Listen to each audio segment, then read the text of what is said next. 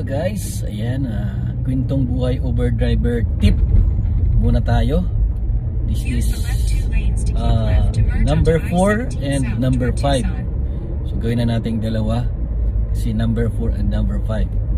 So yung una, mayroon akong pasahero,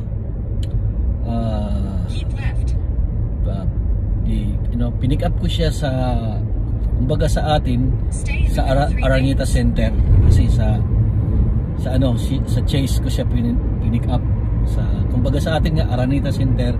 Doon naglalaro ang doon naglalaro ang Phoenix Suns. So doon sa stadium na yon, Chase Stadium, Footprint Center kung tawagin. So doon ko siya pinick up, malapit. Akala ko nga manonood siya, hindi pala siya manonood, pauwi na pala siya. So medyo kasi Friday ng hapon, medyo madilim na rin, magdidilim na rin.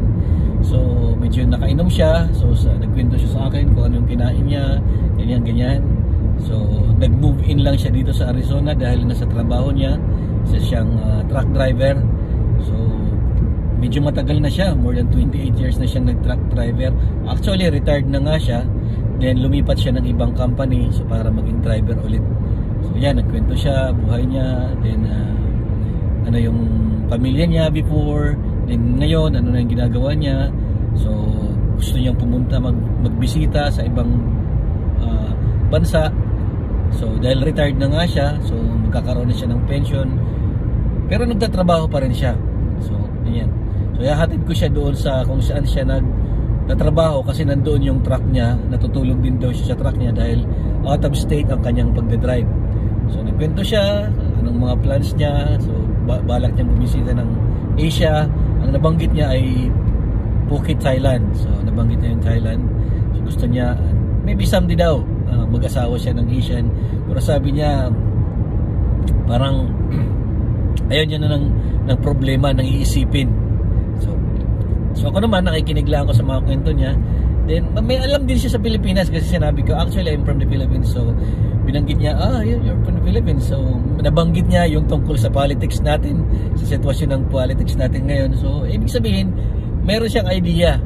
So dahil nga gusto niya pumunta ng Thailand, so somewhere siguro in Asia, meron siyang idea sa sitwasyon. So meron din siyang kakilala na kapag-asawa ng Koreana. So yan, mga options niya. Pero sabi niya, parang gusto ko pa rin wala akong isipin pag-gising ko ganyan. So far okay naman yung kanyang mga kwento. So nakikinig lang din naman ako at nagbibigay ako ng ibang suggestion, idea ko naman. So hindi ko naman suggestion, idea ko lang about Asian countries, ganun. So lalo na nung pumunta yung usapan about politics in the Philippines, so aware siya, kilala niya yung mga politics sa Pilipinas, mga ganun. So pagkatapos, bago siya bumaba, hindi na ako pinapasok doon sa garahe nila, pero tinapat ko siya sa garahe para bumukas yung gate, kasi malaki yung gate na yon. So yun, so pagbaba niya, binigyan niya ako ng $5. So hindi na masama, di ba? Binigyan tayo ng $5. So that is buhay driver tip number 4. So, number 4 na to. So $5.